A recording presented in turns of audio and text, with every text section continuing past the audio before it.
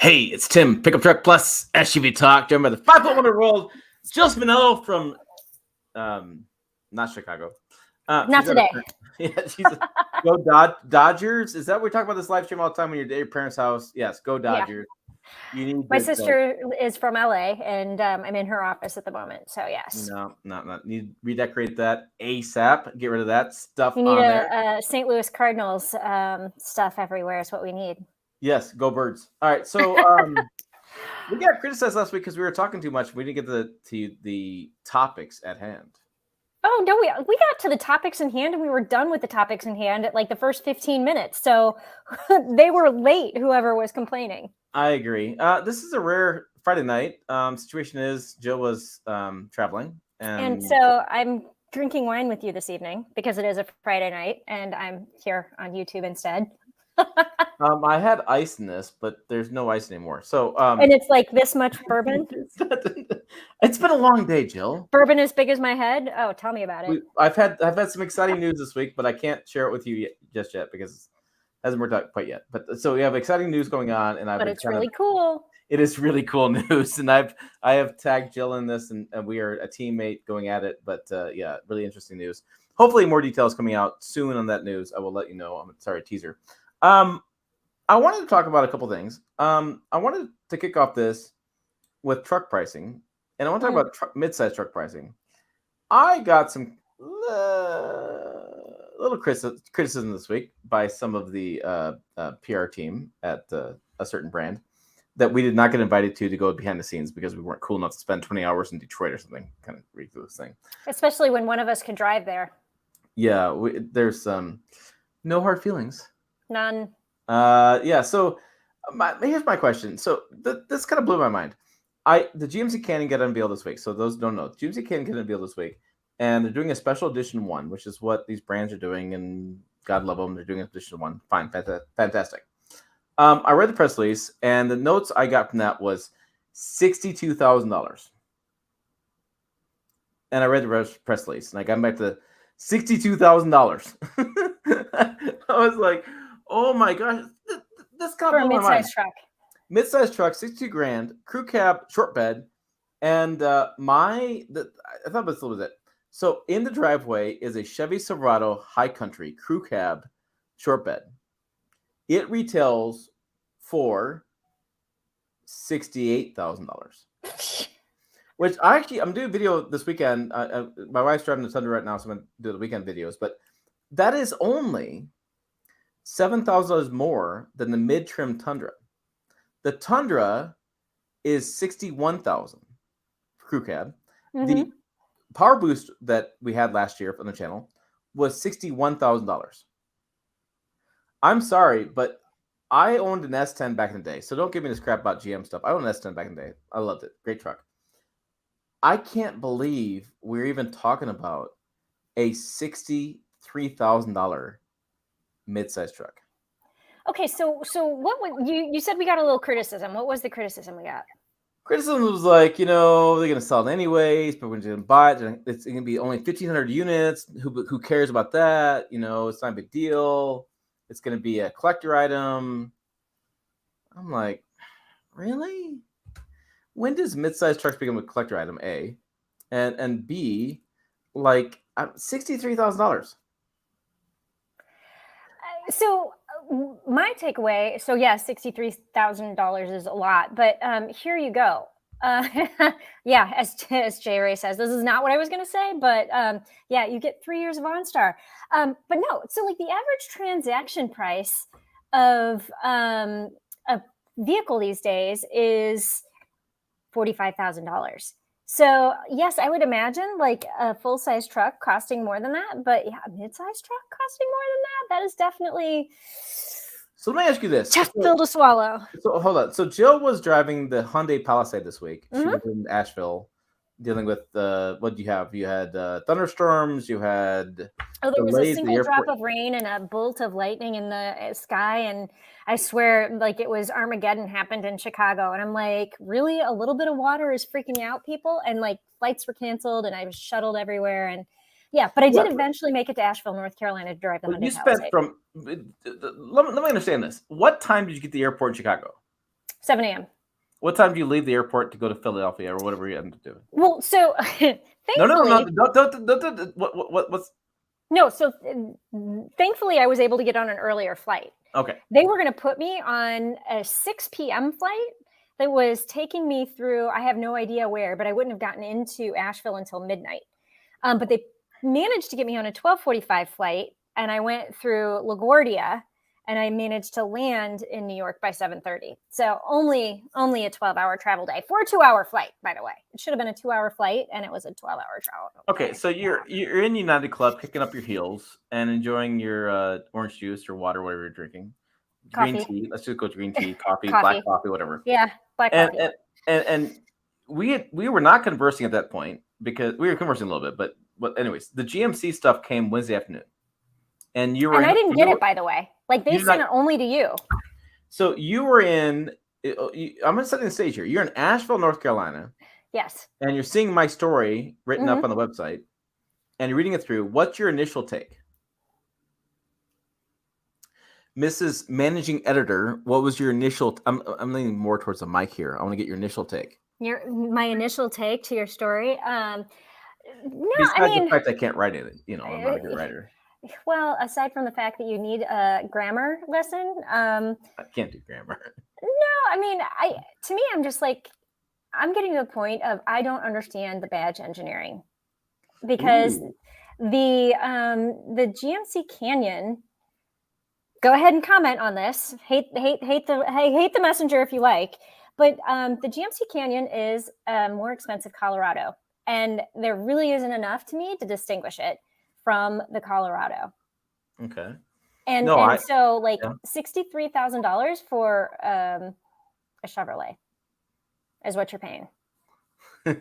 With a fancy badge. With a fancy badge. Ooh, that's a good take because I don't know. I'm sure.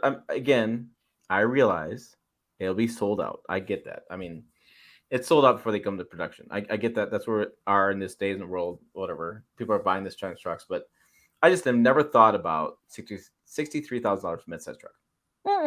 No, and I mean, it's funny because so when I bought I don't own it anymore, but when I bought a condo in Chicago, it cost $194,000. It was a 1-bedroom, 600 square foot condo, which cost as much as my parents' 3-bedroom house with a pool in Florida when they bought it, Yeah. And so now like Tundra Dude 34 says, it's a small ranch home or a mid-sized truck. Like that's now kind of how I think. Once I owned a place, like that's kind of how I think in terms of, well, that I could buy, 2 of those. I could buy a house. I could buy a small condo. I could do this. I could do that. But that's just insane. It's insane. Yeah. I mean, so I was growing up in Michigan. People had S10s. They had GMC Sonomas, the S15 back then. And the idea was midsize truck was smaller, better fuel economy, and a cheaper price. That was the deal back in the 1990s. Back in the 2019s, back in the 2020s. That was the deal. I saw the other day that if you go to get liquor and your date of birth doesn't start with a 20, they don't even check. And it occurred to me that's accurate, right? Think about that. It's accurate, right? So if you walk in with your license and it says, so 2022 means 2001, you're 21. Yeah. Yeah. So yeah, anyways. So going back in time, I was always in the impression that midsize trucks were better fuel economy, smaller, and cheaper price. It was an inexpensive full-size truck, basically what the deal was. And so nowadays, this pricing is really blending the market now between full-size and midsize.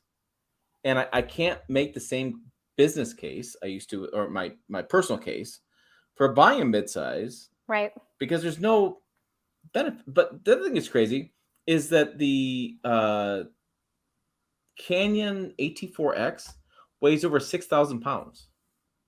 And I bring this up, and Jill knows why I'm bringing this up. I bring this up because the IRS tax code says you can't, if you write off a full-size truck, the 729 exclusion, whatever the deal is, it's got to be over 6,000 pounds. So mid-size truck has now become the full-size truck. Yep. Yep. Which is why I think we need more compact trucks. Yeah, we need more. We need more Maverick. We need more of a Santa Cruz. We need We a need Ram more. Dakota. Yes, I was waiting for you to say that because that comes up again from our friends at the notoriously bad site hotcars.com that have decided that Ram Dakota is coming back, and we've In interviewed 2024, Ram. by the way. And I've interviewed Ram a dozen times. The thing is, I think it's funny. The Ram Dakota comes back, but it's going to piss people off because it's going to be a midsize unibody EV truck. Because that's where the market's going, right? I mean, we know this. We watch it every day, and we get press releases all the time. By the way, can I correct your grammar? Yes, please. You said EV truck. So you're saying an electric vehicle truck? That is one of my biggest pet peeves right now. I know, and every time I write a story, she completely, tears apart. You can say EV or you can say electric truck, not both together. I get it. So I want to talk about something here.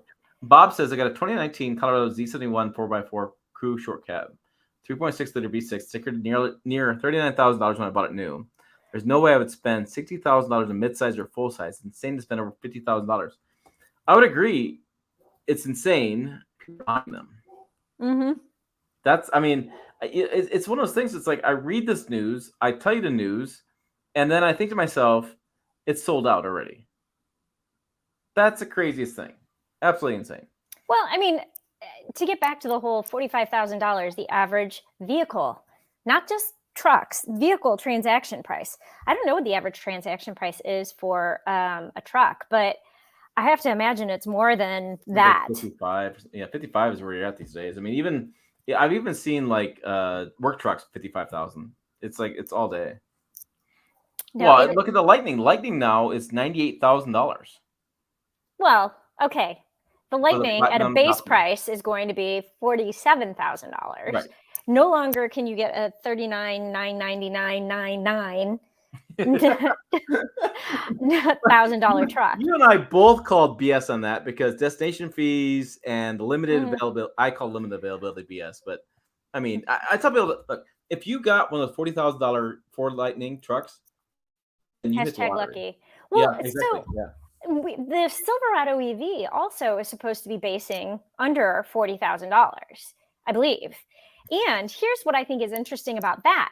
GM always includes their destination prices in it. So when they say $39,999.99, they really mean that with the fees included. But I wonder now that Ford has raised its prices, what that means for the Silverado EV base truck. So as people know on this channel, I have a reservation in the Silverado EV truck. No. See, I'll take Brian D's e-truck. E-truck. Yeah. So I will take e-truck. I have totally cool with that e-truck. We could call it an ET. God, slow down. E-truck. So I have no thought. Happy Friday, everybody. Spend less than $70,000 on this truck. I have no thoughts. It's gonna be $60,000, $70,000 all day long. There's no way I'm gonna spend less than that. Not happening. So I think trucks are getting insanely priced, and it's gonna be a long time before it comes up. So yeah, this happens all the time in the comments. Someone brings up Shane brings this up. Where did work trucks go? Of a 2016 F50 XL regular cab short bed, almost no frills except for the unused pro trailer backup. Maybe just me, but all this extra stuff is ridiculous. Yes. The heart of the market now. I mean, so this is the crazy part. I'm going to buy a new truck this year, and I haven't disclosed who it's going to be yet. But I need to buy the higher trim level because, as a journalist, I need to do other features in this truck, and I have to buy the higher trim level to show the features. And so that's where the market's going. Dealerships are buying all these high-end trucks. They're buying the high-end stuff customers see. Well, there are advertisements that way. Regular cab short bed is a problem with cafe laws and emissions because based on footprint, it's going away on that. And it's just that's not the market right now. The market is trucks are now luxury vehicles. Yeah. And it's funny because I did probably about a year and a half ago, it was like January of 2021, I did a TikTok of the Toyota Tacoma, and it was this beautiful Smurfy blue Tacoma, and I had it in Florida, and when I was visiting my parents while they still lived down there, And if anybody out there follows me on TikTok, at Jill Simonello, you can see it. I'm like, how can I point to that corner? At Jill Simonello. But typically what I do is 5 good things, I'll do the things I like about whatever vehicle I'm driving, and then things that I don't like about the video. Well, the things that I didn't like about the Toyota Tacoma, I mean, I talked about it with like the plastic surfaces and wired in CarPlay and blah, blah, blah. And I still like literally get messages like hate mail on that video. And they're like, oh, honey, if you wanted to buy a luxury vehicle, you should go buy a Lexus. And, oh, honey, this is a truck, not a luxury vehicle. And I'm like, oh, contraire, mon frere.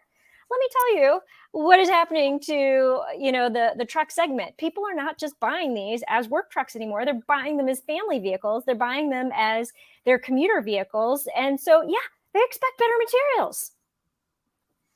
Sorry, I was making a note there. My note said, call Jill honey.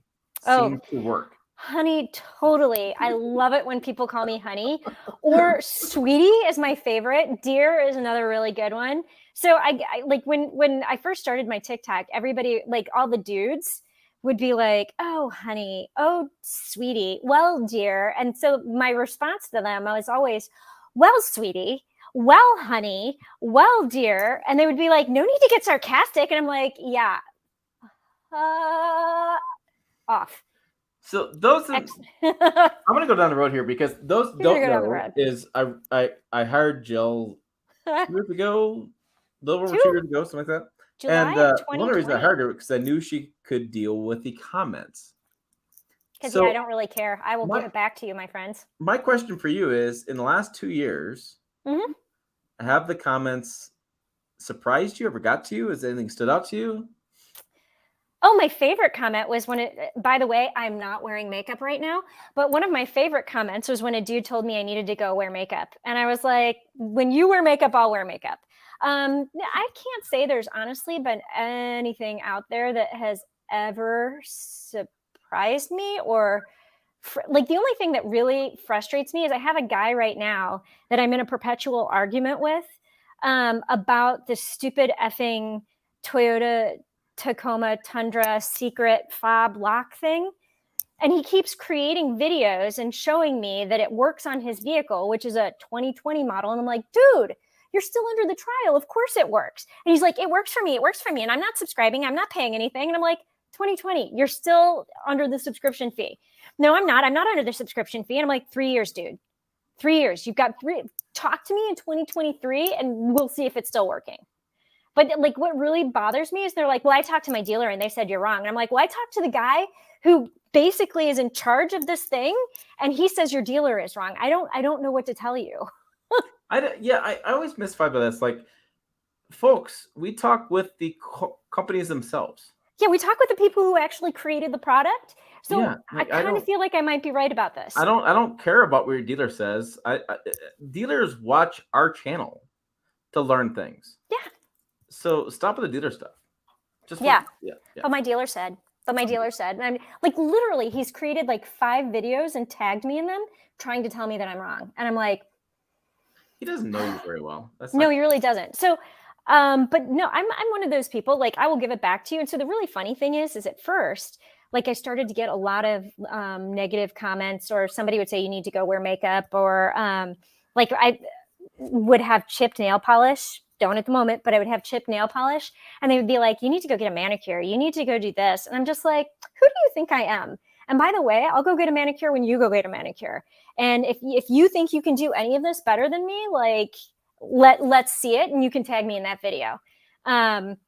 So my husband is like, just like very supportive of my aggressive comments back to people. And sometimes I'll be like, okay, what's my response to this? And he's like, oh, you need to say this.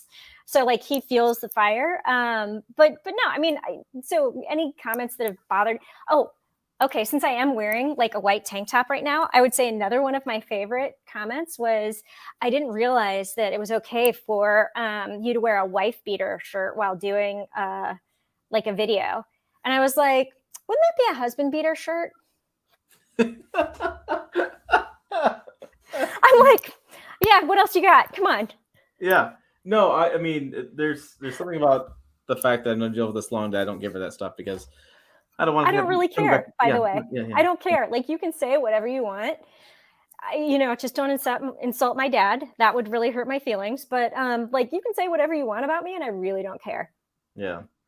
So moving on to the next topic, and away from Jill and not caring about the comments. Let's go. I can't pull up a white beater just as well as she can. I'll just be like me and my like white tank top. Yeah. Whatever she's wearing at this moment. I don't care what she's wearing at the moment. I will never say. Never say. I want to say in the past 2 years that I've employed you, and the past several years we've been friends, I don't think I've ever commented on what you're wearing. Once in a video, you were like, "Wait a minute, you're not wearing pants." Yes, shorts. yes. So yes, and it became very awkward after a little while. But Jill has always wore pants, and I did not pick up on this because I'm a dude, and I'm married. But she has started wearing, is it skirts or shorts? Both. So I wear a running skirt now, and then sometimes I'll wear shorts. Right, because you are doing more stuff. You want to have your legs not be pasty white, same color as that. Yeah. Yeah. So now I've decided she just messes with me when she's wearing shorts in a video or pants. Yeah, that's what I don't. I mean, that's fodder. All right. But that was the only time I think you've ever commented on my clothing. Yeah, I don't. When I'm messing with you and wearing shorts. The only time I've ever said anything about differently. The only time I ever said anything about your clothing was for video purposes. Solid colors are better, right? Right. That's the only thing I've ever said. But it just because the more you do different colors and stuff in a video, the camera doesn't work out so well. So that's why all of our work shirts that she ordered for us are all solid colors. Mm-hmm. It doesn't matter what color it is, just a solid color. So mine are like beautiful bright red and orange and blues, and his are all like muted dark green and burgundy and black. I'm sorry. You need more vibrant colors. I muted you right there. I didn't get transmission from Indiana. Didn't quite get it. What? Hello? Can you hear me now? All right. So let's stop talking about Jill's clothes. And I see questions about F-150s and other things in there. So back to the topic. Move on. You just keep pulling me in. So Dodge fan is here again. He wants to know which midsize truck is the best payload when it comes to Ford, GM, Chevy, GMC, and Toyota. And the reason I brought this up is I'm going to share my screen here for a minute. I wanted to bring this up because I was fascinated by this. Boom. So here are the spec sheets for the GMC Canyon. And I want to show you something here on the spec sheet that I put this on the screen of my video, and then I did double check. And I'm sorry that video didn't turn out as amazing as I wanted it to be. I was really so you need to make this bigger, by the way, because I'm looking at this on my laptop, and it looks really small. Okay, I'm sorry. Hold on. What am I doing? Okay. I'm just saying, like, maybe somebody's watching this on a 60-inch TV, and I'm sorry for you if you are, because, like... I'm trying. So let me zoom in. But if you're looking at this on the laptop, nobody can see that. Okay. Is that am I getting better? That's better. Okay. Perfect. Okay. So thank you for the feedback. So what I wanted to look at was right here, max payload for the AT4X Edition 1 is 1,000 pounds. 1,250 for the AT4X, and basic elevation gets 1,600 pounds. 1640 is the deal. So Jill, you have learned a lot about payload over the last couple of years. Mm-hmm. Because I forced you to learn a lot about payload over the last couple of years. But what do you think of 1,000 pounds of payload? Okay, that's 10 of me, and that's not a lot. Right? I mean, I saw that number, and that is the max payload. I don't believe there's any options in the AT4X. I think it's they threw in kitchen sink and everything in that package. But you could put 5 dudes in that truck, and that's it. Well, no cooler for beer, no nothing. Well, I mean, 5 dudes, and that's it. Put the 1,000 pounds of payload. Sometimes 4 dudes, but you'd be at the bump stop. I don't know. My husband weighs about 200 pounds. That's what I'm going off of. Right. Yeah. So I mean, that's I was just shocked by that. And Mike agrees with you. 4 dudes. Max trailering was 5,500. Where's my? I'm sorry. 4 dudes in their beer. How's that? There you go. 4 dudes in their beer. So going down, the max trailering is 5,500 pounds. Remember when the Colorado came out, and it was going to be 7,700 pounds of towing, best in class, and then we get the numbers. Mm-hmm. We get the real numbers. We get the towing and payload. And then somebody brought up this question, and I thought it was an interesting question. So typically, what you do on most trucks, this is truck wisdom, is you take the curb weight minus the GVWR, and that equals payload. So how much the vehicle can actually handle minus how much it weighs equals how much you can add to it. But somebody pointed this out to me the other day that this doesn't equal out. So let's do this. So I bought a calculator today, by the way, but I'm at the store about a calculator. I like calculators. I like press the button. I hate the phone thing. All right, so let's look at the AT4X. So 5210 is the curb weight minus the GVWR, which is 6250, equals 1,040 pounds of payload. But they put down 1,010. Okay, so elevation, two-wheel drive elevation, 4,300 pounds, 4,430 pounds, minus 6,100 pounds equals 1,670 pounds, and their number is 1,640 pounds. So somebody needs a new calculator. Either that, or there are times, or it's GMC math, right? Yeah, it's some automakers do different math because they want to. It's like a CYA thing, right? So they want to cover their butts on max payload, and sometimes they make it less. And so I found it fascinating. That's what they put out, and I don't know why, because that's curb weight. So AT4 is 4,670 pounds minus AT4 is what? 6,250 pounds. So max payload of AT4 is 1,580 pounds, and their number is 1,550. So I went outside the Chevy Silverado I have outside, and it's got the sticker, and took photos of this, and the sticker actually matches. If you do the math, it equals out. So Chevy can do math, but GMC can't? Is that what I'm hearing you say? I'm going to let you fill in the blanks. So, no, what I was thinking was I'm like, this is something happens behind the scenes that we email automakers on, and they correct their numbers. Mm-hmm. That happens all the time. I've done backgrounders. They've changed information on backgrounders because backgrounder means we're having a meeting before the reveal happens, and they change the numbers based on our feedback because we're like, wait, what's going on with it? So, yeah, I don't know. It's interesting numbers there. Interesting numbers. They don't add up. Yeah. Yeah, that's what Jill says. All right. So that was a question too. So Libertarian Neighbor, who's here tonight, they're getting rid of many work truck options and trims, more crew cabs, more standard options, etc. Yeah, work trucks are getting more expensive. But I don't know about mid-size work trucks. So Jill, in your area in Chicago, as you run and you avoid danger in Chicago, and carry your weapon because it's Chicago. This is my weapon, by the way. How many mid-sized trucks do you see on the streets as work trucks? As work trucks, I don't know. I did see a Maverick in my alley as a work truck. Yeah, Maverick makes sense, right? So, yeah. I mean, I see a lot of Nissan Frontiers actually in Chicago, but I don't know if they're necessarily work trucks. On my street alone, there's like a couple of F-150s that are work trucks. So let me ask you this, because I've always fascinated about this. How many vans do you see as work trucks? I noticed more trucks than vans. Do you? Okay, because I have theorized that the mid-size van is now the mid-size work truck. Yeah, I don't see a lot of vans in Chicago, but I mean, are they offering free candy at all? Or are they offering a free ride? Only if they're in a teal green Mercedes Sprinter van, and it says free puppies on the side.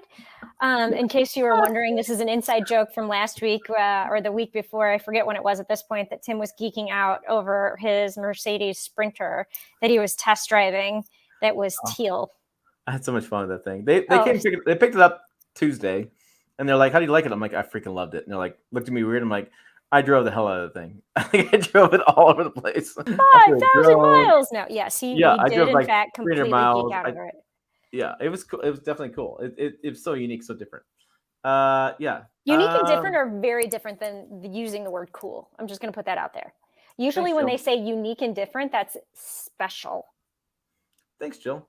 Just saying. Oh, yeah, here we go. Mike points it out. Tim gets called fat all the time. Same thing. Welcome to the internet. Well, the internet. Yes, trolls internet. Yes. Oh, back to the troll conversation. Yeah, I actually meet people in person now, and they look at me and they're like, "You're not fat. What the hell?" I'm like, "Camera." You just need to not be standing next to me, apparently. Yes, exactly. You're gonna eat Jill in most of the videos I'm doing with Jill, but yeah. Well, so it's really funny. Once upon a time when I first started doing video, you know Tom Appel, but he's about 6 feet tall and probably weighs 400 pounds, 500 I'm gonna pounds. guess. I don't know if he's 6 feet tall, but he's definitely 6 feet tall. I know that much. He's definitely 4 bills. He's, I mean, And he's a we big did dude. video. We did video together, and one of the mistakes we made is we put him closer to the camera and me farther away, and he was just like, "We can never do that again." And I was like, "Okay," Tom is but a yeah, great guy, sweet guy, fantastic guy. He just yeah, he's a big guy. he's a But big you know, guy. it's fun because like I've done videos with him where we'll do like the big and tall comparison because like one of his counterparts, Damon Bell, is 6'7", and so I'm like 5 feet tall. Then you have Damon Bell, and then you have Tom Appel. Then I think we filtered an average size guy in there before. I have not Toyota. It was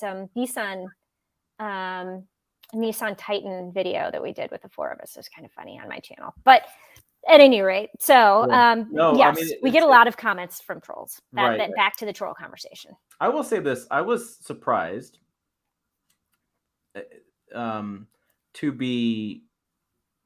to learn again, as I should say. So every time I see Jill, I forget how short she is.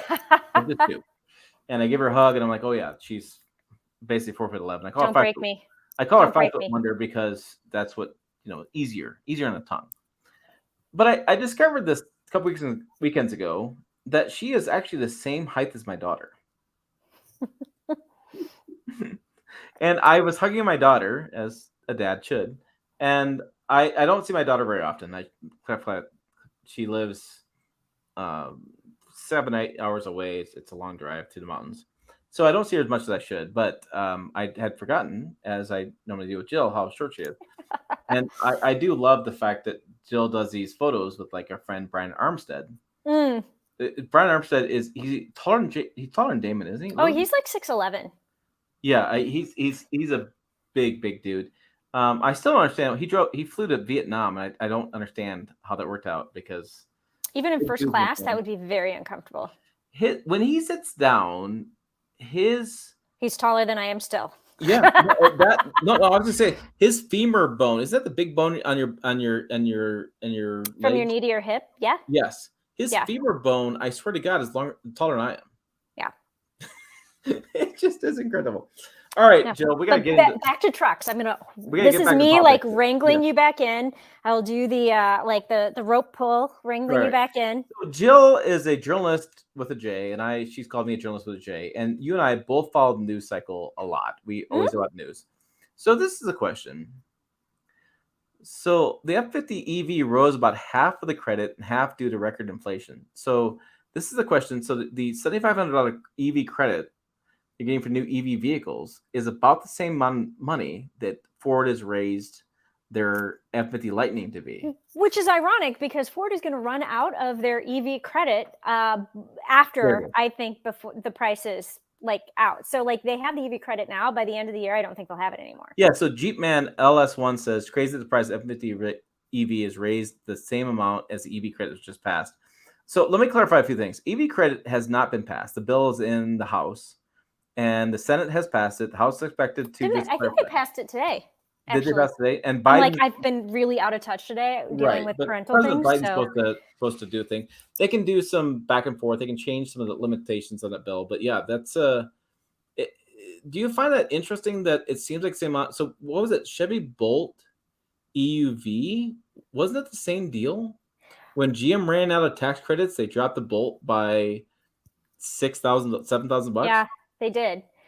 So here's the thing that I find fascinating about EV credits. And I don't know, maybe people out there are smarter than what dealers or the government gives them credit for. I think the government doesn't give anybody credit for anything. But when you have an EV credit, you don't get a discount on the price of the vehicle. So you go in, you buy the vehicle, and it's like $30,000, and they say, oh, by the way, you just have to give us, $23,000. No, that's not how that works. You pay the full $30,000 for the vehicle. Then say you owe $10,000 in taxes. Well, if you can claim the credit on your taxes, then you only have to pay $3,000. That's how the credit works. It's not at the time you buy the vehicle, you get an automatic discount. You don't realize the discount until the following year when you pay taxes. However, I will say the Inflation Reduction Act, or whatever they're calling it, the IRA, which, by the way, I think is really, really poor acronym because I'm Irish. But bad. But I believe the way the new credit is going to work is an actual discount at the time of purchasing the vehicle. So with that in mind, I think it is very interesting that Ford would make the exact amount of the increase the same as the discount. Yeah, it's fascinating, and I've said many times in this channel, as a business owner myself, because I am, the tax credit to me doesn't really mean a whole lot of anything. Well, it just means if you owe $10,000, woohoo! Yeah, it saves me some money. Yeah, but it doesn't say, it's not. My tax bill is a lot more than $7,500. Let me tell you that right now. So I'm not really that concerned. I mean, it would help, but it's not like an amazing gift. We've talked about my wife buying an EV, back and forth buying an EV SUV. Yeah, $7,500 is a benefit, but it's not like it's an amazing thing. And I would qualify because of my tax income bracket. If you're not wealthy, I'm sorry, it's just not going to work out. It's just to me, it's a play to get the wealthy to buy more EVs to get the market going that direction. No. So again, with this new tax credit, this is what's interesting about it is I think you have to have a joint income of less than like $150,000 or something like that. Yeah, that's right. They put a and again, somebody said the House, Yasser said the House passed it. So yeah, I've been there's so much Trump stuff going on with Mar-a-Lago, and I'm trying to beat through the news, but I haven't seen the House passed it. So I haven't read the entire bill as it would be at this moment. I've read pieces of it, and I want to read more of it because it's very convoluted, very interesting. But it wasn't a deal too that most of the EVs won't qualify because of the China requirement of manufacturing domestic, and then there's the. Okay, so this is really interesting. So I have a top here. I'm gonna spin the top and pull the thing, and Jill's gonna take off. Well, no, so this is interesting. So Tom Appel, who we were talking about earlier, I do a podcast with him during the day, and our topic last week was actually talking about this tax credit. So let's see if I remember some of what we talked about last week. So there's a lot of interesting stipulations that are going to go on with this tax credit. And the first thing is, for a car, it has to cost less than like $55,000. Or there's prices like that it caps at. So for a car, it has to cost less than this. For a truck, it has to cost less than this. I think it was like 55,000, 65,000 or something like that. So I'm not exactly up on the exact numbers there. But so that was like thing number one. Then it's going to be the number of parts that are going into the battery has to be produced in the United States. And it's going to start at like 40%. And then the next year it'll be 50%. And the next year it'll be. So they're trying to give manufacturers time to ramp up the production of the battery parts and mining the rare metals or whatever in the United States. So even the rare earth metals or whatever that we have been getting from China, like that's going to count against the credit. So there's things that are going to be produced in the United States. So it has to be quote unquote American made. Then it's going to be the price of the vehicle will be another cap. Then it will be your salary will be another cap. So while it will open the door for things like Tesla and General Motors and Toyota to be able to get credits again, because they've already maxed out on their credits for the current law, which was, I think, put into place in 2009. So they've already maxed out on their current credits. So this new EV credit will allow more manufacturers to be eligible again for the credit. But they have all these weird, convoluted caps from the metals and materials that go into the vehicle to the price of the vehicle to the salary that the household makes. So it's really interesting, and I don't know how they're going to implement it. It's going to be so freaking confusing. Like, it's going to be very confusing. It's confusing. I'm like, okay. It is confusing. It's not going to be confusing. It's actually confusing. It is very confusing. So let's argue, Jill. Okay. The EV tax credit is not going to help electric truck sales. No, it won't, because electric trucks are going to cost too much. They will not fall under the cap of, like, maybe your base EV work truck would qualify. So the base Pro for the Ford F-150 Lightning, but Rivian won't qualify. And under the current tax law, Rivian would qualify for the $7,500 credit, because there's no way in heck they've built 200,000 EVs. So the EV tax credit that they put in this new bill is basically worthless. What do you mean? Found a point here. So I said argue with Jill. So the EV tax credit, I'm like, explain. Is an extension of the tax credit. They're trying to make this extension, right? But because it's so convoluted, and some 23 models won't get it, some 23 models will get it, whatever, that it's going to be meaningless because people don't know which one's going to be which ones. No, I would agree with that. I think they've made it so flipping confusing that it's going to be very difficult for people to understand which vehicles qualify at which price point. Because here's the thing. Okay, you buy a Lightning Pro for $47,000, and that's under $55,000, so it qualifies. But you add a towing package and the lighting package and, up-level seating surfaces, and wait a minute, now it's over $55,000. Doesn't qualify anymore. So it could qualify, but as soon as you start adding options in, it doesn't qualify anymore. So does the EV tax credit mean anything anymore? Is it going to be useless for automakers? Is it going to be ridiculous?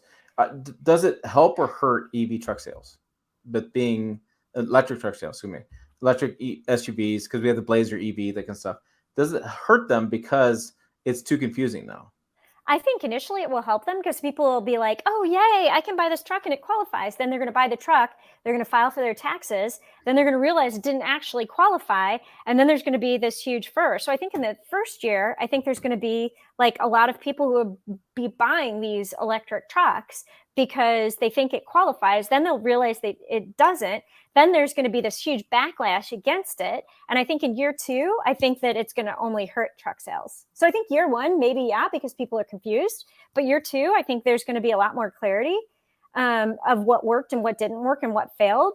And then you're going to have kind of what happened with the Ford F-150 Pro. You have this great base work truck that people can buy for an affordable price, but all of your fleet services are snapping them up. So it's not actually available. So it's kind of like the bait and switch. And so it's like, okay, you wanted this truck. You can't have this truck. Let's add $25,000 to the price of this truck. And then they buy it, and then they realize, but wait a minute, it doesn't qualify. And now it's too late. So I think that there's going to be the first year, I think it'll help. I think the second year, it's not going to, it's going to hurt.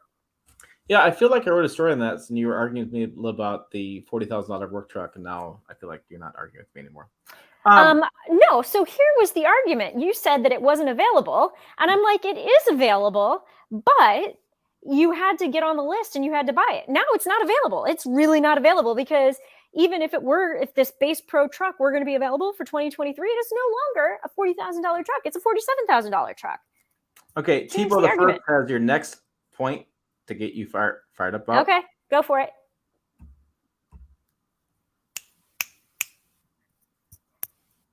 EVs are just not practical whatsoever. I think I need more clarity around that statement. Because here's the thing, not practical for who? My husband drives 200 miles a day, often, for his job. Like he goes, from Chicago up to the northern suburbs, over the western suburbs, down to the southern suburbs, back to Chicago. So, but if you got something like and we've had this conversation, if you got something like a Mustang Mach-E, It's practical. He could totally do that. He'd bring it home, plug it into the garage. You know, if we had a level 2 charger, the next morning it would have 200 miles again. Totally practical. Driving from LA to Michigan every week, not practical. Because then you're going to have to stop and charge, you know, every 200 miles or 300 miles. But practical for who? And practical in what instance? So as a journalist, are you saying Mustang Mach-E together, or are you taking the vantage point it's just a Mustang or just a Mach-E? Remember the argument there? You're just trying to make me argue tonight, aren't you? I am. It's fantastic. Okay, so by the way, I am not. Argue, you talk a lot. It's fantastic. I don't say anything. I'm not a purist, and the fact that an electric Mustang exists that's also an SUV doesn't bother me. Yes. Okay. It is what it is, and it achieved the job that Ford wanted to achieve because it pissed people off, and they talked about it. And now it has name recognition, and people bought them. You know what? I would give you credit on that one. That's a well done point. I feel like I watch a lot of sports programs. Round the Horn has these like numbers they put on the screen. I think I'm going to give you some points for that one. Ding, ding, ding, ding. Joe gets some points. So, so Mister's like, Tim is right. EVs aren't practical. Okay, practical for who and practical in what situation?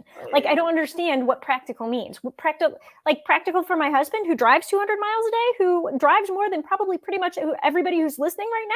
Practical for him. So who isn't it practical for? I would say this. I think EVs are very interesting, and I think electric trucks are interesting. I think you're right. If we were all sit down with a pen and paper and track our mileage, we could see that it works out pretty well. I think that a lot of like for me, 98% of my driving would be fine. EVs, it'd be fine. It would work. You know, it would be practical. It would work. All right, but the question is those 2%. But 2% of your driving and 2% of who else is driving. Like, again, the vast majority of the people aren't going to tow. And maybe this channel is an aberration. People here tow. I get that. I'm not telling you not to tow. But the vast majority of people in the United States don't tow and will never tow. I think so. Don't buy an EV if you're going to tow. But it's not just about towing the EVs. It's more about the opportunity to tow. The thing is, like with trucks, but the majority of people are never even going to think about towing. It is. It's totally about the opportunity to do what you want to do. Okay, but again, the vast majority of the people are never even thinking that they're maybe going to want to tow someday. So let me ask you this. So you have talked about being in Indiana, and you have a charging station now.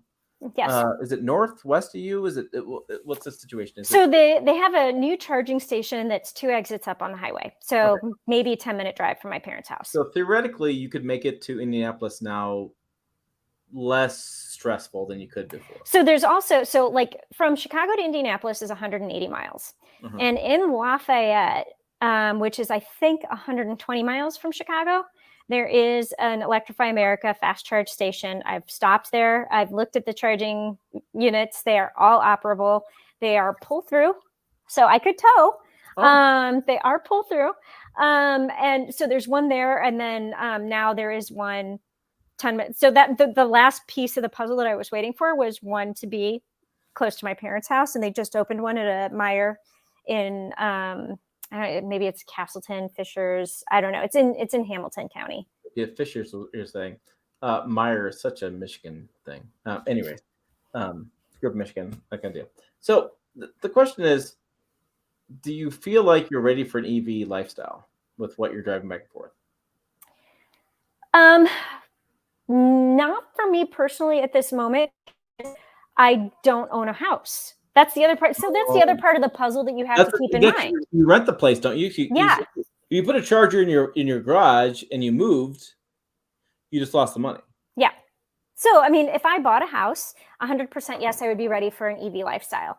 But because I'm still renting, so I think that EVs are also tough for somebody who doesn't have a charging station, doesn't have a place that they can charge overnight.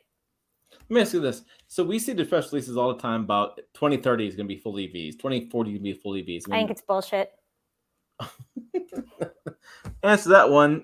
You see that? That was if you didn't listen to the podcast, that was the mic dropped. Hashtag bullshit. Because here's the thing.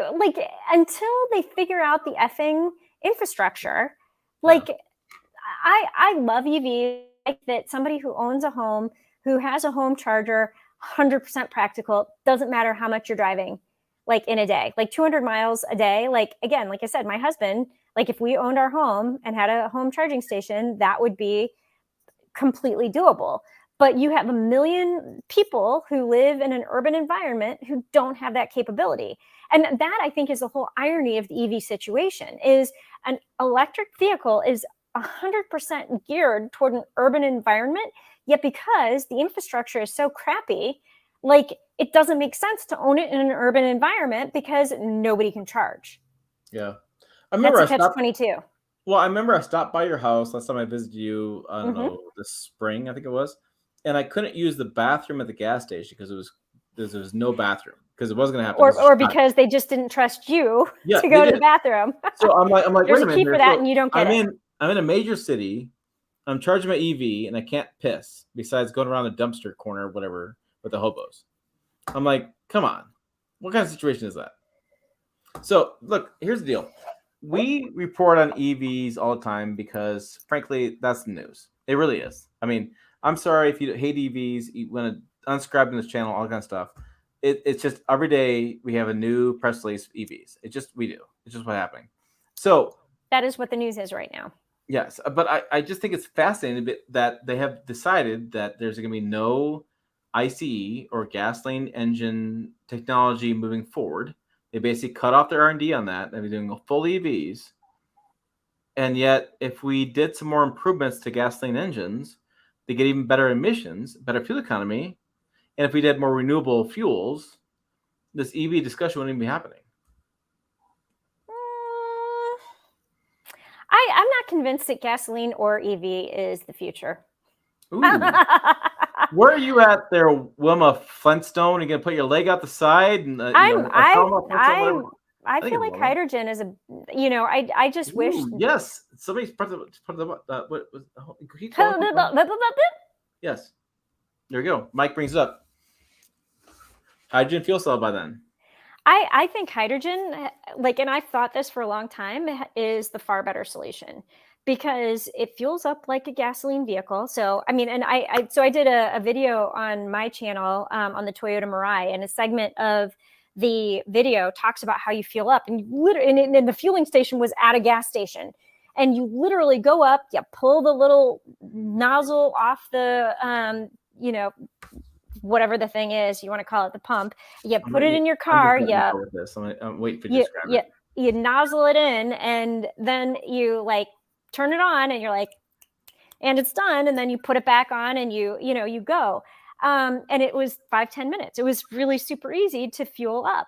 And, so for my thinking, that makes a lot of sense because you are powering your batteries with a fuel that is easy to obtain. Well, not easy to obtain, but easy to put in. Every problem we have is all about the infrastructure. And until the infrastructure is there, none of this is going to happen. And there are a lot of forces working against us to put the infrastructure in place. And automakers themselves need to be the driving force behind the infrastructure. And I think Ford is finally getting that message. I think they're actually trying. But and I think General Motors is, all of the automakers are starting to get partnerships with Electrify America or ChargePoint or whatever. But that's not going to do it. You actually need to build the actual charging. Tesla. Like, I by the way, like I am not like a Tesla-ratty person here, but Tesla got it right. And they built all of their own infrastructure. They are the only EV automaker that has a fully thought out plan. And I never in a million years would have thought I would say that about anything that Elon Musk did. But they have a fully thought out plan in terms of infrastructure. And if you want to buy a Tesla, you can drive anywhere pretty much in the country and you will have no fears about charging. Their charging stations aren't broken. It's very clear when they're working and they're not working. They have 20 of them in a row. It's not just 3. That could be plowed under in snow, or like the cords could be snipped, because, by the way, I experienced both of those in Chicago regularly.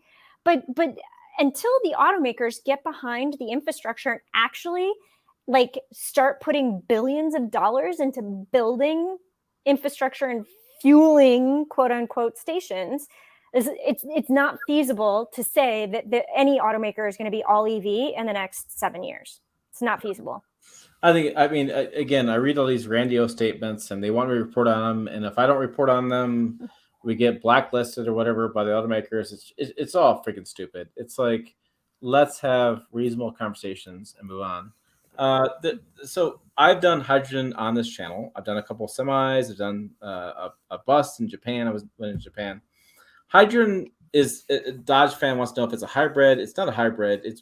There's no gas engine. So hydrogen, what it does is you emit water vapors out of the tailpipe. Basically, you burn hydrogen as you're expending energy that charges the battery. So there is no gas engine in a hydrogen fuel cell. No. So what it is hydrogen charges the battery that then powers the electric vehicle. So there are no emissions. There is no gasoline involved. And so the Mirai, ironically, this is kind of funny. They have a button on the dash that says like H2O on it, and you press the button and it like passes water. And in theory, it's clean enough water that you could drink, but I would never drink anything that came out of a vehicle. But it's like it's just water, Jill. It is just water. Hashtag inside joke. I apologize. Yeah, inside joke between the two of us. But yeah, I mean, the thing that I thought was hilarious is that Toyota actually did a press release on this. You can make hydrogen from bull poop.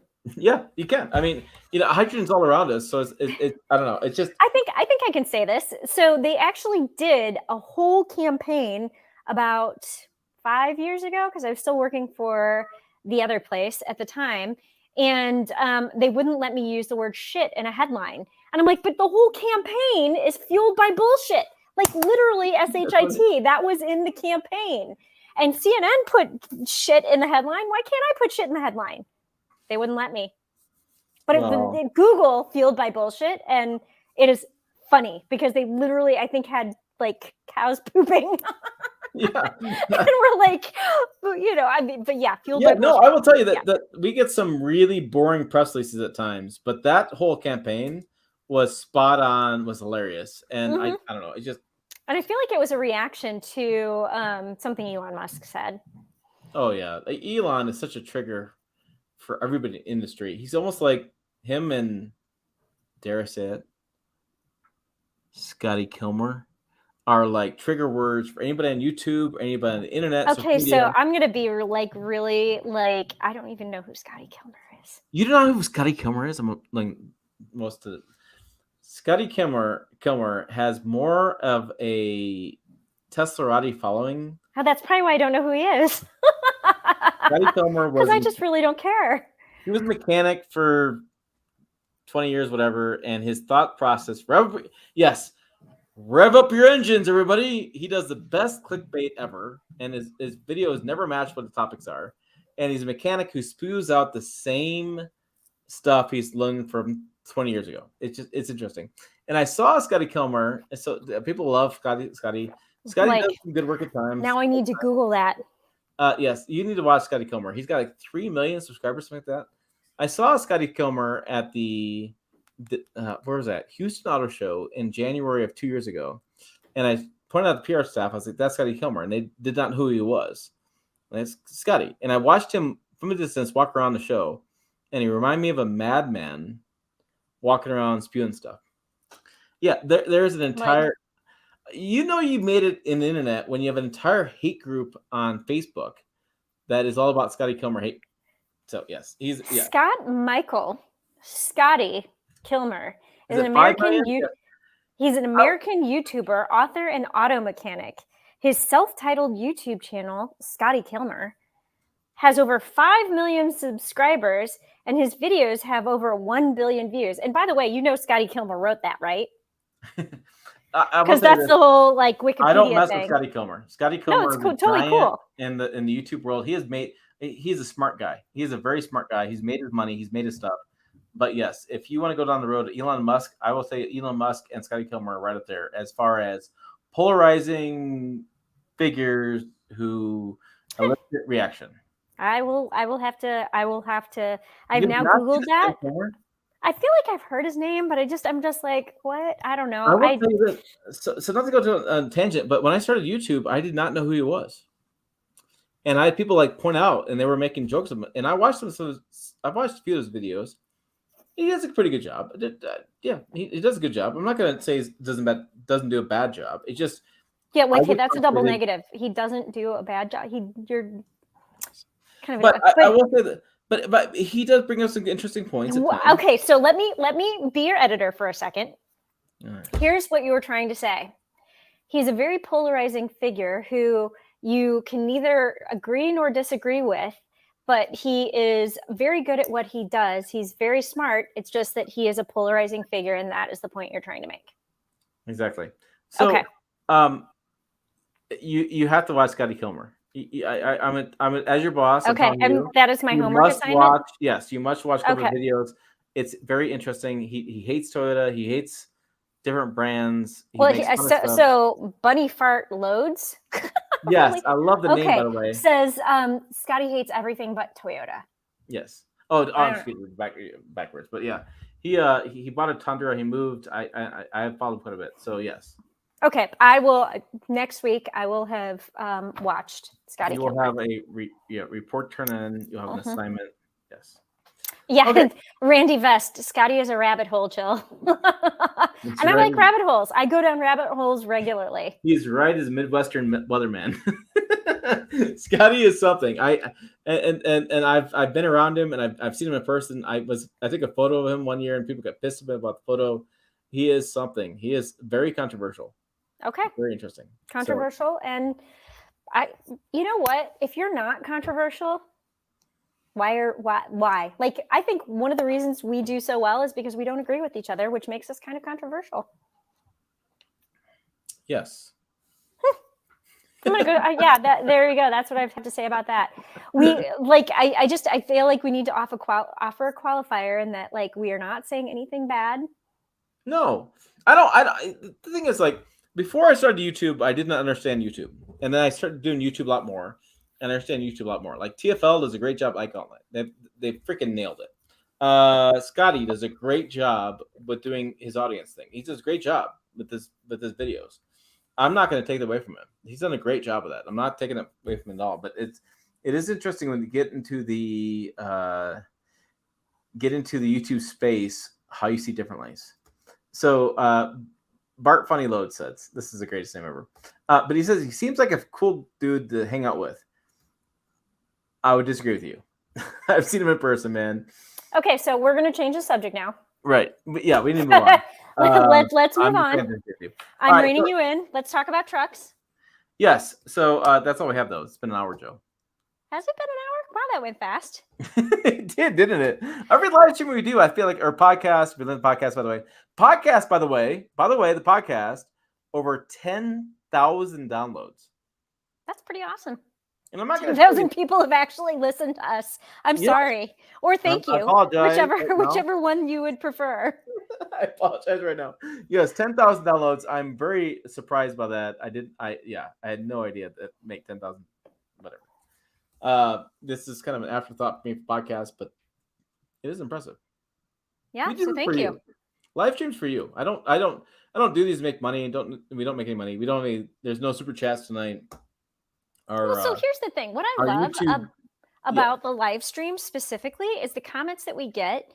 And I feel this way about TikTok too, because I feel like I learn something every week as we do the live streams because of comments people make or questions people ask. So to that end, a couple weeks ago, we were talking about the digital key on the new Genesis vehicles. And I was just with the Palisade, which is also getting the digital key. And I remembered all of the questions that we got asked during the live stream. And I am working on a story now. I connected with CJ Ekman at Genesis and Hyundai, who is like their connected car guru. And I am providing him a list of questions that you guys asked on a live stream. And I'm going to have a story on that coming up because you guys asked the question. So I was like, it didn't even occur to me to ask that question. So I love the live streams because you guys think of things that we don't think of, and you help us do our jobs better. So I'm like all kinds of thankful. Yeah, and I will tell you this, as your boss, I'm forcing you to do a video on that story. Maybe not. No, but it's the digital key. Are you really my boss? I don't know. Are My wife you? doesn't think so. Actually, she, No. well, I don't know what's going on with Your wife and I are in cahoots. that. All right, that's what we got for you this week. Anything else, I guess so. I don't know. I was like kind of scrolling back through to see if there was anything that we didn't answer that anybody wanted to talk about. I don't know. I don't know that I see anything. Did we address? So I'll be honest with you. I didn't even look at the topics for the live stream. Did we cover everything that you wanted to cover? We did. I made 2 topics up, and that's all I got. So, unfortunately, next Thursday I'll be driving back from Denver, so I will not be here for the next live stream. But we can do another Friday night. Joel, you want to do Friday night, 19th? We'll talk about that, and then so maybe it'll be a Friday next week too. Yeah, then I'm in Denver the 25th, 26th. Jill's in California. So we may have to skip a week. Our travel. So here's what happens. The kids go back to school next week, and my travel explodes. And Jill's travel gets busy because somebody's doing the Rebel Rally. I don't know what's up with that. And she says, may be off grid. You will be off grid. Probably will be off grid. Unless you have a sat phone. I'm telling you. I will be off grid. It'll be nuts. They're going to even take away my Apple Watch. It's going to be the best 8 days ever. You're going to miss me. I'm going to have Jonathan call you and argue with you. No. Jonathan is my husband, by the way. I'm going to have him call you and argue with me. He's going to play the role of Jill while I'm gone. I think he agreed. Jill told me this is the topic we need to argue about today. We should. I should have him on, a filler for you. He could be, yeah. You could have him on. I'm going to have him on live stream. He hates to be on camera, by the way, but yeah, I totally think you should do that. He will be the filler for you. I will tell him, you will give him a drink. You will tell him he's got to drink something, and he will be opening up. Yep, he will have some bourbon, and yep. I don't know if we can get his shoulders in the screen, though. He would just have to back up. No, wait. Jill is not the boss of the channel. Stop now. Thank you, James. James Houston said, it feels like Jill is the boss of this channel. For the win. I will tell you this. I learned early on in my career in retail and stuff like that, the best thing to do is always empower your employees. Mm-hmm. And I agree. I totally empower you all the time. Maybe too much. Oh, by the way. Sticker. We got a super sticker, Jill. Yes. We did, in fact. Super sticker. We did. Show it. Why is it hiding? I know. I hit it at the same time you hit it. Sorry. Stop. Yay, super sticker. Thank you, CJ. I'm going to tell you. Hold on. I'm going to talk about this real fast. I forgot. I was going to mention this. I was going to give this assignment to Jill, and I forgot to. But let me pull this up the website. Which, by the way, the website is getting redone at the moment. We're working on hard to get speed load times faster, stuff like that. But I want to point this out because I think CJ bought a hat. And I'm going to put in the comments how to – there's the about page. Excuse me. Merchandise. I put the wrong one in. You've been cut off. I'm in my recliner, and my recliner knows all. So I'm going to – anyways. So merchandise, pickuptrucktalk.com merchandise. I sent out 2 hats from the last live stream. So we got another $5 super chat. Thank God. I don't even have any more wine to cheers you, so I'll have my drugs. To society. Thank you, Mike. Hats. I have these hats. I have more than other hats. I have a bunch of them. Please buy some hats. And by the way, I may need another hat because I think I left it here and my dad may have taken it. I'll let you know. No, you better let me know ASAP because those hats are a pain in the ass to get for you. Because I have. So by the way, I bought new sunglasses today, and these are kids' sunglasses. I need a kid's hat. Damn it, Jill. I'm going to send you a couple of these hats because they are a pain in the butt. I have to special order these. I will look. I think it's upstairs in my parents' entertainment center, so I will look and I will let you know. I think they build them in Bora Bora somewhere. It takes a while to get the shipping across the islands. I don't know what's going on with that. Okay, wait. So we can close with an actual question. Okay. All right. New Ford Ranger. When will that be coming out? Any idea? So let's talk through what Ford's going to do this year. So Ford's going to do a Super Duty this year. Jim Farley's discussed it. Will be Super Duty. Ranger would be the spring of next year, because So the 50's Super Duty done. will be a 2023 model, and we think Ranger's going to be 2024. Yeah, because That you're is going our to do guess. so. F50 doesn't have anything new. Maverick's got the Tremor package. Super Duty will be new, and then I think the Ranger will be the following year. Yeah. So we got. Yeah. All right. There you go. All right. I know. I'm like, we have to end it on a somebody asked us a question note. So Right. thanks for the super chats. Thank you guys for listening, and keep your questions coming, by the way, because as I alluded to earlier, we learn more as you learn. Like, you kind of ask questions that we stop thinking about asking, if that makes sense. So we appreciate you. Wow. That's about what I have to say about that. I'm grabbing a tissue right now. I have a little bit of a teary eye for Jill's closure there. Was just. We appreciate you. All right. As always, thanks for watching. We will see you down the road.